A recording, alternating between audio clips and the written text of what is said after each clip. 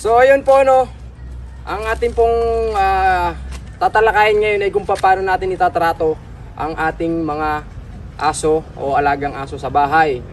At kung gusto nyo po ang mga video ganito, i-subscribe nyo na po, pindutin nyo na po yung bell button at para lagi kayong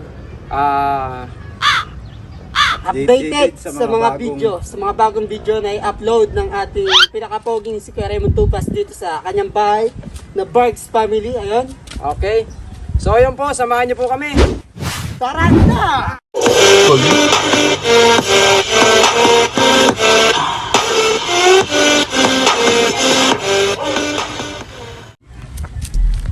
Kaya kung makakahanap ng aso na masarap yung laman, gusto ko kasi yung hybrid eh. Pang mayaman na laman eh. Dito baka meron dito. May aso. Wala yatang tao dito eh.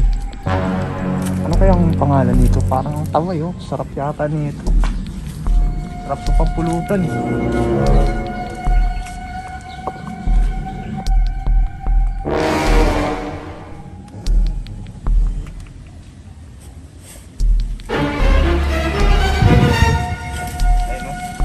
Mukha eh. Dito pwede hawakan. Pwede palang hawakan. Kukunin ko na yan eh. Sarap eh. Taba. Dito yata sa kabilang bahay baka meron. Walang tao dun. Bibiling ko sa kabilang bahay baka meron. Tama, may tao dun. Baka may aso dun. Nakapagsabi sa akin na marami daw aso dito eh. Maganda yung langit. Dito ba kung may tao? Ayun, may tao nga. Kuya, sa inyo po yung aso na yan? Oh, bakit? Kami yan, hindi ba natatakot dyan? This is my my Eli. Please meet my Eli. Kuya, magkano po yung aso mo? Bakit mo tinatanong kung magkano yung... Parang ang sarap eh. Hindi ko binibenta yung aso ko. Si Eli, parang pamilya ko na. Kaya wala siyang presyo. Pero bakit ka ba bumibili ng aso? Gagawin po namin pulutan mo eh. Kakatain lang po namin eh. Kasi wala kaming pulutan dun sa amo ko po eh. Kasi siya po nagpapahanap nun eh. Hindi ko talaga pwedeng ibenta yung aso ko eh. Hindi ko kaya eh. Hindi kayang presyohan to eh. Gusto ko po talaga po bilhin yung aso mo kasi napakasarap po ng laman niya. Ang taba-taba niya po eh. Eh, bakit mo ba pinipilit na bilhin tong aso ko? Hindi ko nga binibenta to. Kung meron dyan, gusto ko po talagang bilhin niya kasi ang sarap po ng laman niya. Ang taba-taba niya po eh. Tapos ang sigla niya po eh. Parang sarap talaga ng laman niyan eh. Eh, hindi nga po pwede eh. Baka gusto mo ipahabol mo. Bakit?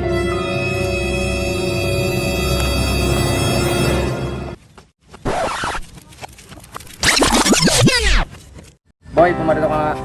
Dito ka sa taas. May sasabihin ako sa'yo.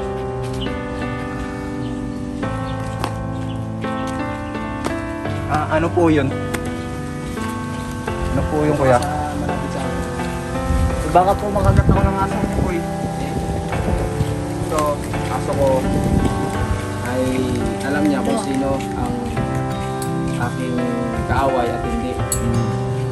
Hindi naman kita kaaway, hindi kita tinuturing na kaaway. Pero gusto kong sabihin sa'yo na ang aso na alaga ko ay hindi ko tinuturing na isang alaga lang o isang aso lang. Tinuturing ko ang mga aso dito na nasa pamamahay namin ay isang pamilya. Malaki na itutulong niya sa akin, sa amin. Unang-una, napapasaya niya kami, nabibigay niya yung kakulangan ng ibang pamilya ng kaligayahan na naidudulot nila. Pangalawa, napakalaking tulong nila pag wala ako, bantay sila sa bahay namin. At hindi ko talaga maaaring ibenta sa iyo ang aso ko. Kasi mahal ko to, napamahal sa akin tong asong to, kahit na ganito to, ay minamahal ko to at alam ko rin na mahal niya ako. Kasi ang aso, kapag ka tinuruan mo, susundin ka niyan. Ang tao, kapag tinuruan mo at the end, hindi ka nasusundin yan kasi natuto na sila eh. Ang aso, always loyal yan. Kahit na tumagal ang panahon, loyal yan sa'yo. At yun lang ang masasabi ko sa'yo, hindi dapat ipinagbebenta o kinakain ang aso. Kasi ang aso ay man's best friend. Kaya tatanda mo yan ha. Kaya kung ikaw ay patuloy pa rin nagtitinang ganyan, maisip mo sana na kung ikaw nasa sitwasyon ng asong to, ano kaya ang mararamdaman mo na ibibenta ka ng amo mo na minahal mo naman siya. Ayun lang.